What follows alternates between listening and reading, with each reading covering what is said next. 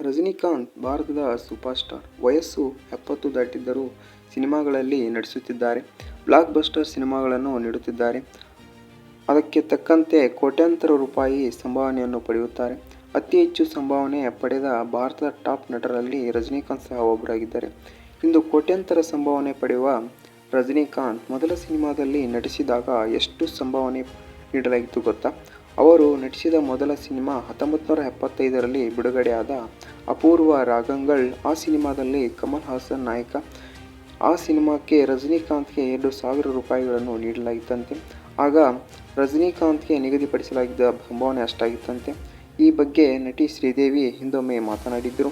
1976ರಲ್ಲಿ ಬಿಡುಗಡೆಯಾದ ಮೂಂಡ್ರು ಮುಡಿಚ್ಚು ಸಿನಿಮಾದಲ್ಲಿ ರಜನಿಕಾಂತ್, ಕಮಲ್ ಹಾಸನ್ ಹಾಗೂ ಶ್ರೀದೇವಿ ಒಟ್ಟಿಗೆ ನಟಿಸಿದ್ದರು. ಆ ಸಿನಿಮಾದಲ್ಲಿ ಶ್ರೀದೇವಿ ಅವರಿಗೆ 5,000 ಸಂಭಾವನೆ ನೀಡಿದ್ದರಂತೆ. ರಜನಿಕಾಂತ್ಗೆ ಅದಕ್ಕಿಂತಲೂ ಕಡಿಮೆ, ಕೇವಲ 2,000 ನೀಡಿದ್ದರಂತೆ. ಆದರೆ ಆ ಸಿನಿಮಾದ ನಾಯಕ ನಟರಾಗಿದ್ದ ಕಮಲ್ ಹಾಸನ್ಗೆ 30,000 ಸಂಭಾವನೆ ಕೊಡಲಾಗಿತ್ತು.